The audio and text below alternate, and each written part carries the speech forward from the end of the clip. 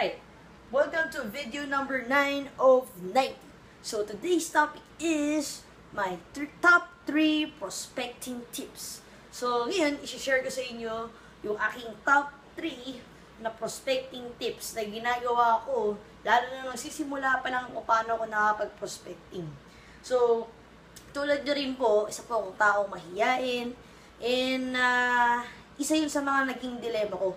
Yung kung paano makapag-invite, kung paano gawin yung prospecting. Kasi totoo lang, una po ako natutong mag-present, pero ang problema ko naman, wala naman akong pe-presentan. Kasi, yun po yung parang weakness ko, yung mag-invite at magkaroon ng kausap. So, eto yung talagang binigyan ko ng time and effort para matutunan kung paano ba mag-prospecting. Okay, so ngayon, share ko sa inyo yung aking top 3 na prospecting tips na ginagawa and ma-share ko yun sa inyo. Okay? So, ito yung aking top 3. First, ito yung ginagawa ko during ano ba yung para makuha ko yung attention ng tao, yung interest ng tao. Halimbawa, ganito. Meron akong kakausapin, pero hindi siya yung direktang, hindi ko direct na sa kanya sinasabi. Kumaga, ito yung first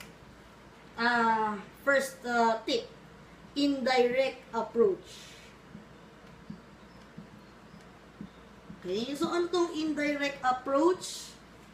Halimbawa, si Juan, siya yung friend mo. Then yung kapatid niya ay si Lisa, for example. So, ang sasabihin mo sa kanya, ang gusto mo talagang invite si Juan. Okay? For example, ito, si Juan.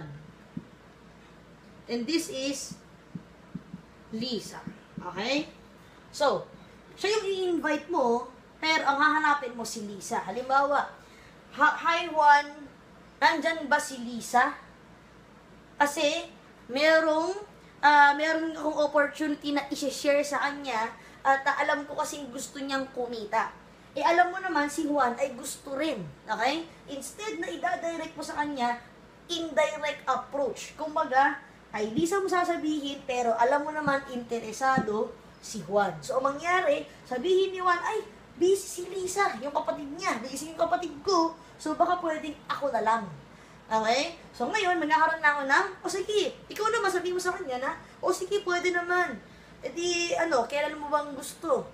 Kasi, medyo limited lang to. Okay? So, eto naman si Juan, gusto niyang matutunan kasi gusto niyang ng extra income. So, nangyari, nagkaroon ka ngayon ng invite. Okay? So, yun yung una. Indirect approach. Okay? Pangalawa naman, yung tinatawag kong the calling card. Ano tong the calling card? Siyempre, nagbi-business ka, dapat meron kang business card or tinatawag yung calling card. Halimbawa, meron kang nakatype sa jeep, nakatype sa fast food, or simple lang na-meet mo. And nagkaroon siya ng kumagasya, or na-meet mo sa, tatabi mo sa bus, or somewhere. Okay? So, siyempre, pag nakwento mo sa kanya ng konti yung negosyo, nagka-interest siya, hindi mo naman ma-explain sa kanya within 5 minutes, within 10 minutes, di ba? So, talagang malilito pa siya. Dapat pero kang calling card. Sabi mo, syempre, gusto mong pinag-uusapan nyo, kikita kayo ng malaki. Di dapat, big time. Ang pangit naman kasi na hinihingi niya sa'yo yung contact number mo, tapos isusulat mo lang sa papel. Di ba? Sa kapirasong papel, mawawala na yun. Dapat meron kang calling card. Kasi ito, talagang nagiging be professional, tsaka maganda pong tingnan. At big time talagang tingnan. Okay? Then third, ito yung tinatawag kong the bitin. Ano yung the bitin?